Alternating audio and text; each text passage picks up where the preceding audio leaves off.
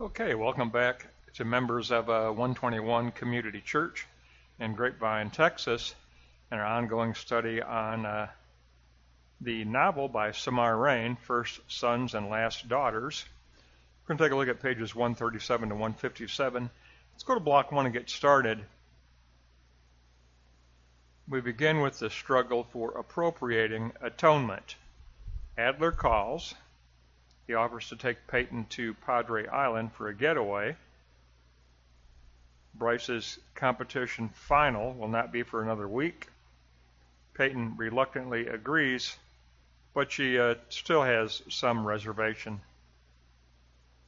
Is there a first step of atonement or not? Peyton takes a negative attitude toward Adler because the delay in the Padre Island trip is due to his giving in to Gideon again. Peyton declares everything is not reconcilable. Sitting on a bench in Dallas the day before the finals, Ashton sends an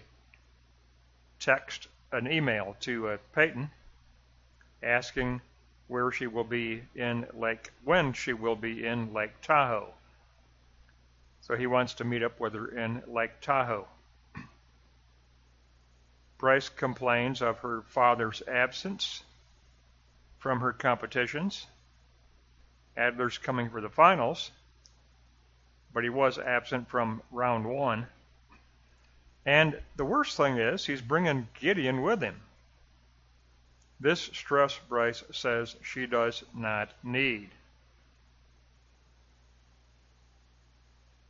Bryce reads a review of her first round competition in Horsemanship magazine, and it's negative. It says that she is too reserved in her competition skills. So Peyton takes up the role of healing atonement for her daughter. Good for Peyton. Peyton tells Bryce that release and acceptance are difficult concepts, but for right now, that's what's required in her life. Bryce declares that she still finds fault with her father for this idea of bringing Gideon. Adler arrives, and Peyton immediately complains that he brought Gideon because Gideon has never repented, Gideon has never apologized, and he should not be rewarded with this trip. Peyton tells Adler, keep Gideon away from Bryce and keep him away from her horse.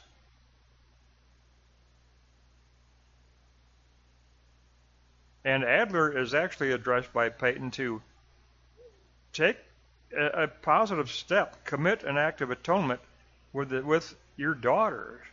She's saying, give your daughter some time. Do something with her. Just the two of you. Adler promises to do so, and he tries to initiate passion between himself and Peyton. She pulls back, she resists. The tension increases, obviously. Adler's having none of it, so he just picks her up, throws her down on the bed. She relinquishes her anger, gives in to him, and he basically just takes her. And we've got the same old story. Adler's siding with their son. Peyton is siding with their daughter. And it's building a wall between them in their marriage. And honestly, from what we've seen, Gideon is at fault. I mean, he's done horrible things and tried to injure the Big Red, the horse that belongs to Bryce. I mean, injecting a needle into Big Red. Gideon has been horrible, but Adler still sticks to supporting his son, and Peyton doesn't like it. And especially when their daughter is a nationally recognized horsewoman, very competitive level, and actually is covered in the horsemanship magazines, national magazines. I mean, that's pretty darn good to be a competitively superior at that level. I mean, to be that level of a competitor demands a lot of sacrifice, a ton of work, and obviously Bryce is that kind of an athlete. She has that kind of dedication. So I'm siding with Peyton here. I think Peyton's right. Let's give everything to Bryce. Let's support her. She's got finals coming up. Let's back off Gideon for a while. How about giving everything to Bryce? Let's go to block 2. We're going to look at eschatological new beginnings. Letting Big Red be himself. Bryce declares she is retiring from competition after this championship because she does not want to be confined to the competition ring. And Scarborough tells her, in a way, we all ride alone. And then we have significant encounters at the watering holes. Scarborough will next ready himself for Lake Tahoe. And he says, really, he's chosen to live his life alone. And he goes, really, sometimes that's what it takes. You're on your own, and you just live your life on your own. You ride alone. Now we're going to look at living water and significant encounters. William arrives. This is a killer. William arrives to watch the final competition, and guess what? He ends up getting engaged to his girlfriend, which totally cuts Bryce out of the picture. So now Bryce is terribly conflicted. She needs absolute rescue of some sort. Something. Here she is in finals competition. Her world is falling apart. Enter Mom. Peyton tells her to represent her grandfather out there and fly. And Bryce, thank God, Bryce does fly. She wins, and she actually performs at a level of a personal best. She clears a distance of 5 feet and 1 inch on Big Red. So thank God she wins the finals. I mean, this girl is fantastic. Passing through the deadening, the pain, to achieve one's personal best. Peyton catches up to William and tells him that we all make our own choices in matters of love. And even though he has chosen someone else, she reminds him, but still remember how important Bryce is to you. You grew up together. Don't ever forget how important Bryce is to you. She tells him to give Bryce some time and to give Bryce some space to deaden the pain that she's feeling right now. Peyton's got fantastic mom advice. Sunday was Mother's Day. Look at this. Here's Peyton. And that Bryce will be away from the ranch at Sedona for the summer, so that should help out. And she's going there because she wants to avoid Gideon. She wants to avoid her hateful brother. Good God, I mean, what kind of a brother is this? Absolutely horrible. Peyton says she will return to the ranch after Lake Tahoe and after Sedona. She's going to make that loop and then return to the ranch. Lake Tahoe comes next. Later, Bryce tells her mother that she needs a time of spiritual immersion. And so while she is in Sedona with Hanovi, her brother, she's going to take yoga teaching lessons. And then Peyton tells her that she will arrive in Sedona for Hanovi's festival that he always holds. So this is the request. I mean, Bryce realizes that she's retiring from competition because that ultimately is not her, and ultimately that is not satisfying.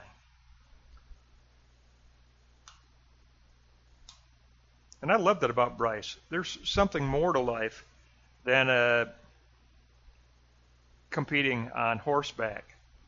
And there certainly has to be something to give a person a deeper sense of being, because love can be tough. Love can beat you up. She's having a horrible time dealing with this loss of William as her boyfriend. It's not clicking. So a lot of conflict going on within Bryce, a lot of conflict going on within Peyton, and that's the sign of a good, if not excellent, literary novel. Reine is truly weaving together various complications, but addressing very deep, significant issues. So very, very important here. Let's go to block 3. Instead of spiritual immersion, we have sensate immersion. Sensate immersion. Mother and daughter both decide to go make an appointment to get a hair color change. Bryce is going to go red, Peyton's going to go blonde. They both desire a change, a physical change that will reflect an inward change. They both desire a very foundational type of change. But before that, they want to blow off steam by visiting a local saloon in Dallas for some dancing, possibly some karaoke. You have Bryce, Peyton, Royce, Adler, and Kelsey all together in the saloon to celebrate Bryce's championship performance in show jumping. And Coda and Margot arrive. They're added to the group for the celebration. So you got everybody there. Everyone is there. Sensate immersion comes up against sensate intrusion. Of course, here you go. Gideon shows up. Good God.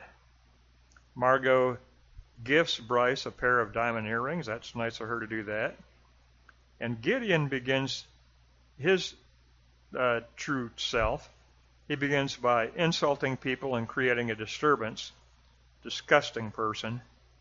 Bryce yells at him, "Can't you allow me one night of celebration without ruining everything? Can't I have one evening of celebration?